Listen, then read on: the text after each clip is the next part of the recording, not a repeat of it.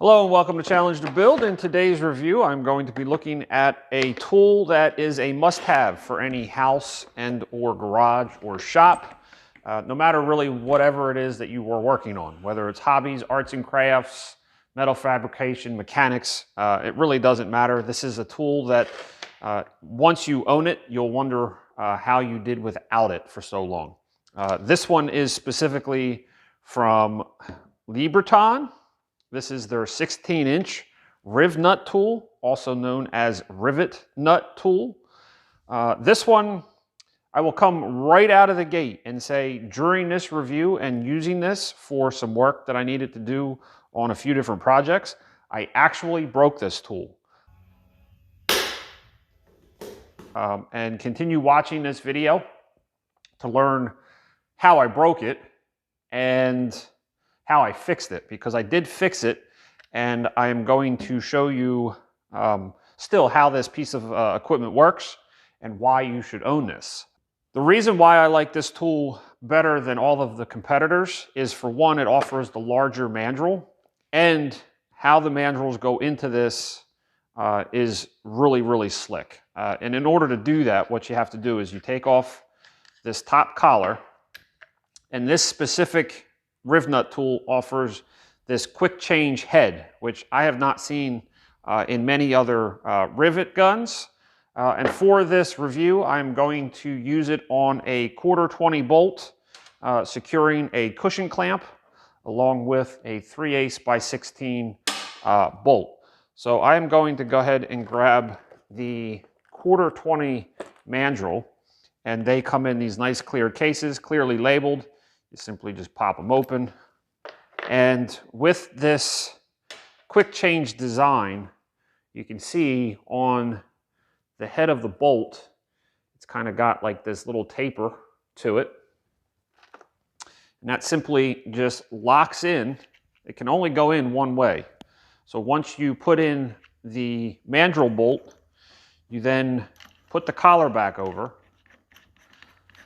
screw the collar back down, and then take the top mandrel nut, screw that down, finger tight, and now you are ready to rock and roll with the Riv gun. Then what you want to do is take your, first you got to find them. I guess I wasn't clearly set out. Here we go, 1/4. Then you take your threaded insert, and these are just your basic flanged inserts. There are a wide range of inserts available. And what you want to do is you want to open these up, which will then, you can see how the Rivnut or the insert moves on the mandrel. So you want to open these up, and as a rule of thumb, you can see all the way down through the threads, and then there's a bolt shank. So I come down to just where the bolt shank is below, tighten it up, engage, and now you are ready to compress into the sheet metal. I have a piece of 16 gauge sheet metal here already pre-drilled in the vise. One thing I can highly recommend along with buying the Rivnut tool is buying a really good set of fractional drill bits. Because of the wide range of inserts available, the drill bit sizes will range massively. So you're going to want to make sure that you have a wide selection of drill bits. So now that the insert is on the Riv gun, I'm going to come over here, and for this particular one, I used my caliper and measured it and found that the closest fractional bit I have is 3/8. So this is a 3/8 hole, and then for the 3/8 by 16 insert, it's a 9/16. So once you get everything set up, it's pretty simple. You insert, and then you're going to want to compress. And I'm going to just give it a little bit more of a compression and then call it done. And then once you get it done, you unscrew the drawbar, take whatever it is that you are working with. For instance, I really like using these Rivnuts for installing cushion clamps on firewalls and down frame rails, running fuel lines and wire looming with electrical stuff. And then once you get it inserted, you can thread in your bolt. Again, I have my little Milwaukee freak 3/8 ratchet, and boom. Installed, nice and secure. And if that was along the firewall, it would be a really nice clean install for your cushion clamp. Same thing applies for the 3/8 by 16. Let's go ahead and pull it out of the case. And then just reverse the process, just like anything else you would do. Again, the draw bolt can only go in one way. Whoops. Take this, thread this in. Another thing you may want to do for maintenance is put a little anti-seize on this top collar going into the aluminum. So this way here you don't gnaw all that up.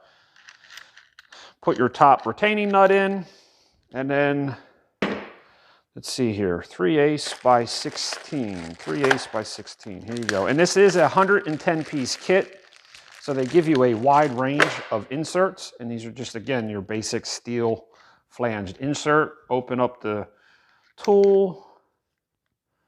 We're gonna go bring that down to where the threads are no longer exposed. And again, this is the 3/8 by 16. The closest drill bit that I had was 9/16. The 3/8 by 16 measured out to 0.523 of an inch, or the closest fractional was 17/32. And again, the closest drill bit that I had was 9/16. And the 1/4 measured out to 0.344 of an inch, or 11/32. So that's where I drilled the 3/8 hole. And there's plenty of engagement for what I was using it for. I would consider these to be light duty to very minimal mid duty class inserts. Again, you know, they give you the 1/2 inch by 13, but it all depends on the projects that you're working on. So it would have to determine whether or not you feel comfortable using them. So now I am going to install the 3/8 by 16. Again, you have to be very careful to not over crimp it. And it's something that I do very often. So again, you're not always going to be able to use or see behind the Rivnut, and this is where you have to gauge your strength. I always tend to over crimp. And again, I'm going to say it again, it all depends on the work that you are doing. So you keep that in mind as you are working with the rivet nuts. Once you get the insert in, I have a piece of conduit with a clamp, my bolt, thread it in, switch out to a 9/16, and go ahead and tighten her down. So now that I've given you kind of an overview on how to use this and the operation for this Rivnut tool, I want to tell you how I wound up breaking this. I was recently working on my children's go-kart, and the seat pan needed some attention. So what I was trying to do was, the bottom of the seat had 3/4 inch plywood in it, which was sitting on the steel seat tray. So I decided to use one of the 3/8 by 16 Rivnuts and insert it into the tray and up into the wood.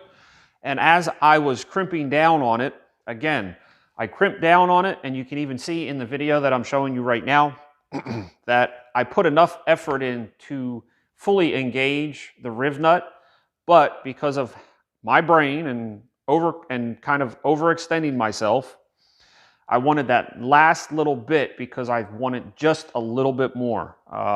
So I went ahead and compressed it down, and sure enough, pop, it broke. Initially, I was kind of confused because I didn't see any damage, but I went to go try it again, and sure enough, what ended up actually happening was the drawbar that comes all the way down. In order to put this together, it's in 2 pieces. So there's a top part of the drawbar and then the bottom part, and in the connection point, it is threaded. And I feel as though the engagement on the threads could be a little bit more. I feel like Libraton could probably have done just a little bit better in that area as far as assembly. there's probably like a 1/2 inch to 5/8 of an inch of thread engagement within the drawbar. And what happened was, because I was putting so much force on the crimp, it basically pulled the threads right out of the drawbar, because that is how much pressure and force gets put on this tool. And they kind of design it that way on purpose as a safety failure point, because honestly, if it didn't fail at the drawbar, then what would happen is it would transfer it to the next weakest link, which is probably going to be these Allen bolts, where the actual crimping happens and the actual movement of the tool. So in a way, it is a safety, so it's not over crimped. However, it's my own fault. It's my own force. I was able to repair it by drilling and then plug welding the drawbar back together, which allows me to still screw and unscrew the inserts on it to be able to use them. So I know this was a longer review, and there's a lot of information within it. I thought it was important to let you know that I did break it. I was able to fix it, and even though I broke it, I know that it was just because of my overuse of force. And I still would highly recommend the Libraton, mainly because of this quick change style head with the mandrels. I think this right here in itself is really, really sweet. It's pretty quick, seamless, and they give you an extensive amount of mandrels. Again, this one had the 1/2 inch by 13, and they give you a decent amount of inserts. So that is my review on the Libraton 16-inch Rivnut tool. You're going to use it once and be like, wow, this is really awesome. I wish I bought it sooner. So that concludes the review. Again, lots of information. Thank you for watching. I'm sorry that I'm long-winded, but I feel as though there's so much value in having one of these, and I wanted to show you how to use it and then go through how I broke it, also how I fixed it. So all you have to do now is go out there and challenge your build. Thanks for watching. I will see you in an upcoming review and/or video.